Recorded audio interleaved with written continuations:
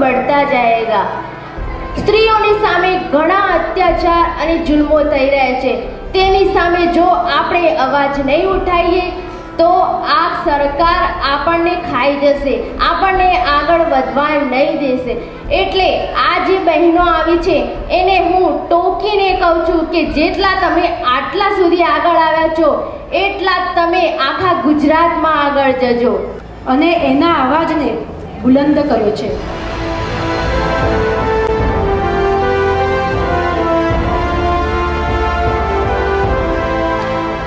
બહેનોને જાગવાનો ટાઈમ આવી ગયો છે। બહેનો પર ગુજરાતમાં અત્યાચારો થાય છે, ગુજરાતમાં હત્યાનું પ્રમાણ વધારે છે, બાળકોની સલામતી નથી। જ્યાં બાળકોની સલામતી ના હોય, જ્યાં સ્ત્રીઓની સલામતી ના હોય, જ્યાં છોકરીઓની સલામતી ના હોય, એ ગુજરાતને શું ખબર કે નારીની શું દશા છે। કોણ કહે છે નારી સલામત છે? ગુજરાત સરકાર કહે છે અમે બહેનોને આપ્યું, અમે બહેનોને આપ્યું। એ બધું જ કાગળ ઉપર છે, તમારા કોઈના હાથમાં આપ્યું છે? જો આપ્યું હોય તો હા પાડો, નહીંતર ના પાડો।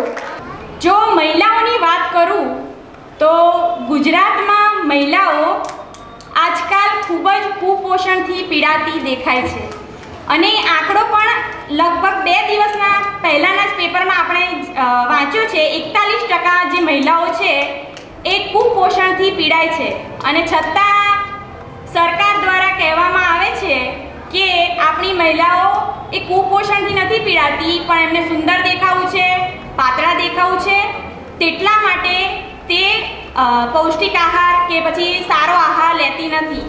અને જે પરિસ્થિતિ સામે આવી છે એમાં એવું લાગે છે કે વિકાસ કંઈ થયો નથી ગુજરાતનો, એ એક ચોખ્ખી વાત છે। कोई भी विकास हुआ नहीं है गुजरात का। सिर्फ और सिर्फ बड़े बड़े पोस्टर्स पे, बड़े बड़े होर्डिंग्स पे अच्छी अच्छी बातें दिखाते हैं अच्छे अच्छे इलाकों की और बोल देते हैं कि सबका विकास हो गया, गुजरात में सबका विकास हो गया। બીજો એક માળિયા કોપર ગામ છે। માળિયાની અંદર વિસ્તાર એટલો બધો ગરીબી અને અગર વિસ્તાર છે। અગર વિસ્તારની અંદર બહેનો મીઠામાં કામ કરતી હોય છે તો એમને રોજગારી તો પૂરી મળતી નથી અને છેલ્લે છેલ્લે આરોગ્ય પણ સચવાતું નથી, એની પણ સુવિધામાં ઘણી ખોટ છે એ બાજુ। જો શાંતિ અને સલામતી હોત તો આપણા મંત્રી આનંદીબેન પટેલના ઘેર લૂંટારું આવ્યા હોત, એમના ઘેર ચોરી થઈ હોત? હા કે નાનો જવાબ આપો। જો એમના ત્યાં આપણે કાયદો અને વ્યવસ્થા ન જળવાતી હોય તો આપણે અત્યારે જે ચાલુ સરકાર છે એ કહેતી હોય કે અમે કાયદો અને વ્યવસ્થા જાળવીએ છીએ। ગુજરાતની બહેનોની પરિસ્થિતિમાં કોઈ પરિવર્તન નથી આવ્યું કારણ કે એ બધું આપણે અનુભવી રહ્યા છીએ। આપણા જીવનમાં કોઈ પણ પ્રકારનું પરિવર્તન નથી આવ્યું, ચાહે એ શિક્ષણને લઈને હો, સુરક્ષાને લઈને હો કે આપણી બહેનોની પ્રાથમિક સુવિધાને લઈને જુઓ તો આપણને કંઈ નવીનતા લાગતી નથી કે આપણા ત્યાં કોઈ વિકાસ આવ્યો નથી। એ હકીકત છે અને સત્ય છે। અને વિકાસના નામે મોટા મોટા બળગા ફૂંકે છે, કહે છે કે મેં વિકાસ કર્યો, વિકાસ કરે। અરે શું વિકાસ કર્યો? હમણાં જ એક બેન કહેતા હતા કે હું છેક માળિયાથી આવી અને મારે બસમાં આવતા આવતા લગભગ 2 કલાક તો રાહ જોવી પડે છે।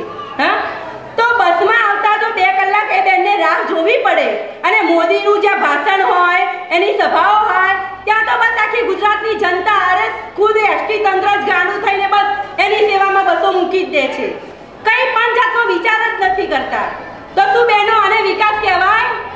ના કહેવાય ને। टाटा, बिरला, रिलायंस, अडानी ऐसे लोगों का गुजरात ने विकास किया है। गुजरात में जो सरकार बैठी है उसने हमेशा ये उद्योगपतियों का साथ दिया है, मगर कभी उन्होंने ना बहनों के बारे में सोचा है ना बच्चों के बारे में सोचा है। આપણા મોદી સરકાર એમ કહે છે કે બહેનો મને કાગળ લખજો, હું તમારી વારે આવીને ઊભો રહીશ। તો બહેનો કયા સરનામે કાગળ લખે? પેલું ભજન તો સાંભળ્યું છે તમે કે હું તો કાગળિયા લખી લખી થાકી, કાનુડા તારા મનમાં નથી। તને ક્યાં સરનામે કાગળ લખું? મણિનગરમાં લખું કે પછી ગાંધીનગરમાં લખું? તું સરનામું તો આપ કે તને કયા સરનામે કાગળ શકું. બહેનો પર બળાત્કાર દિન પ્રતિદિન વધતા જાય છે, તો ભાજપ સરકાર, ગુજરાત સરકાર એને કેટલા ગુનાઓનો શું એને આરોપ આપે છે તે કંઈ જાણો છો? ફક્ત ને ફક્ત 10 વર્ષ, 7 વર્ષ, 8 વર્ષ એટલી સજા આપે છે. નાની છોકરીઓ સાથે બળાત્કાર, બાળકીઓ સાથે બળાત્કાર, મોટી ઉંમરની સ્ત્રીઓ સાથે બળાત્કાર. એ શું આ આપણું ગુજરાત છે? ને શું આ વાઇબ્રન્ટ ગુજરાત છે?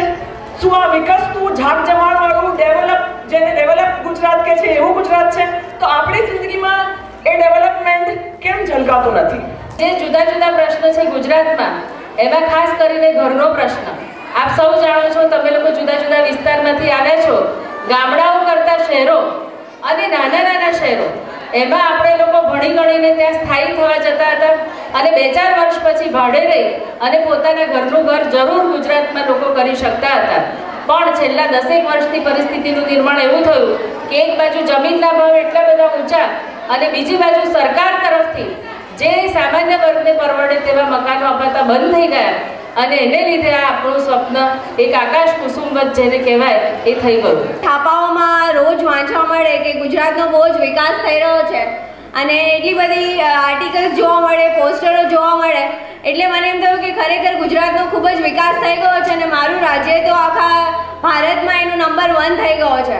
પણ છેલ્લા 1 વર્ષથી અહીંયા ગુજરાતમાં આવી છું અને જ્યારથી અનહદમાં જોડાઈ ત્યારથી મને ઘણા બધા ગુજરાતના ગામડાઓમાં જવાનો એક મોકો મળ્યો. ત્યારે ખરેખર ખબર પડી કે ખરેખર વિકાસ થયો છે કે નથી થયો. મણિનગરના એરિયામાં આખા ગુજરાતથી વધારે બળાત્કાર છેલ્લા 10 વર્ષમાં મણિનગરમાં થયા છે. ક્યાં હતો એ ભાઈ જે જાગતો ઉઠવાનો હતો? 10,000 થી વધારે બાળકો જ્યારે આપણી પાસેથી ચોરાઈ જાય છે ત્યારે ભાઈ કઈ જગ્યાએ જોતો હતો? એ પોતાના ફોટા જોતો હતો, પોતે કેટલો સુંદર લાગતો હતો એ જોતો હતો, કારણ કે જ્યાં જુઓ તો પોતાના ફોટા સિવાય અમને કંઈ મૂક્યું જ નથી. જ્યારે પાટણમાં એક દલિત બેન ગવર્મેન્ટની કોલેજમાં ગવર્મેન્ટના શિક્ષકો આનંદીબેનની નીચે આનંદીબેનના ખાસ શિક્ષકો 6 મહિના સુધી એક કુમળી 17-18 વર્ષની છોકરી પર દરરોજ બળાત્કાર કરે છે, ત્યારે ક્યાં હતી ભાજપની ગવર્મેન્ટ? જ્યારે એ બેનના મા-બાપ આનંદીબેનને ને નરેન્દ્રભાઈને મળવા ગયા ત્યારે એ લોકોએ એમને અંદર ઓફિસ સુધી ન આવવા દીધા.